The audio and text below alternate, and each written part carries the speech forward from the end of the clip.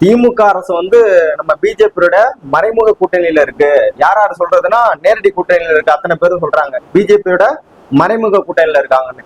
நாங்க என்ன கேக்குறோம், இப்ப சிபிஐக்கு மாற்றப்பட்டா திமுக அரசுக்கு தானே சாதகம். நீங்க சொல்றபடி மறைமுக கூட்டணியில நாங்க இருக்கிறோம். இப்ப எங்களுக்கு தானே வந்து ஃபேவர் பண்ணி கொடுக்கும் பிஜேபி அரசு. அப்புறம் எதுக்காக வந்து நீங்க சிபிஐக்கு மாத்துங்க அப்படின்னு கோரிக்கை வைக்கிறீங்கன்னு இப்ப எல்லா மக்கள்கிட்டையும் நீங்க ஓப்பனா சொல்லலாமே. எதுக்காக நாங்க வந்து அவங்களோட தான் கூட்டணி வச்சிருக்காங்க நீங்க தான் சொல்றீங்க உங்க வாயால. அப்புறம் எதுக்காக மாற்றி அமைக்கணும்? இதுல இருந்து தெரியுது நீங்க தான் முக்கிய குற்றவாளிக்கிறது. ஏன்னா வந்து இந்த பிஜேபியோட சேர்ந்துட்டு என்ன வேணாலும் பண்ணலாம் அப்படிங்கறத உங்களுடைய ஆணவமா இன்னைக்கு வந்து நடந்து கொண்டு இருக்குது.